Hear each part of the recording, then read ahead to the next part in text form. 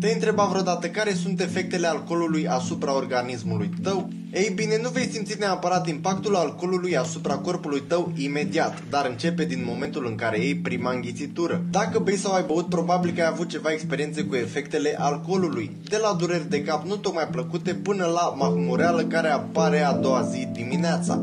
Deoarece aceste efecte nu durează mult, s-ar putea să nu vă faceți griji pentru ele, mai ales dacă nu beți des. Mulți oameni presupun că berea sau un pahar de vin ocazional la ora mesei sau la ocazii speciale nu reprezintă un motiv de îngrijorare, dar consumul de orice cantitate de alcool poate duce la consecințe nedorite asupra sănătății. Iar acum să vorbim despre efectele pe termen scurt ale alcoolului. Ei bine, efectele temporare pe care le puteți observa în timp ce consumați alcool sau la scurt timp după pot include senzații de relaxare sau somnolență, un sentiment de euforie sau amețeală, schimbări de dispoziție, inhibații reduse, comportament impulsiv, vorbire încetinită sau neclară, grață și vărsături, modificări ale auzului, vederii și percepției, probleme de concentrare sau de luare a deciziilor și pierderea conștiinței. Unele dintre aceste efecte, cum ar fi o stare de spirit relaxată sau inhibații scăzute, pot apărea rapid după o băutură. Altele, cum ar fi pierderea conștiinței sau tulburări de vorbire, se pot dezvolta după câteva băuturi.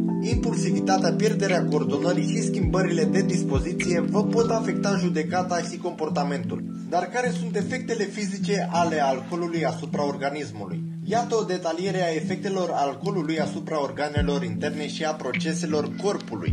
Consumul prea mult de alcool în timp poate provoca inflamarea pancreasului, ducând la pancreatită. Pancreatita poate activa eliberarea enzimelor digestive pancreatice și poate provoca dureri abdominale.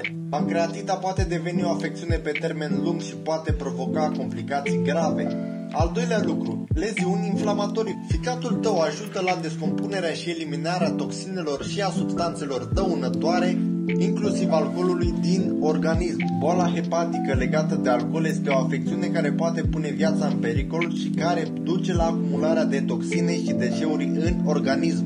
Numărul 3. Niveluri de zahăr. Pancreasul ajută la reglarea modului în care corpul dumneavoastră folosește insulină și răspunde la glucoză.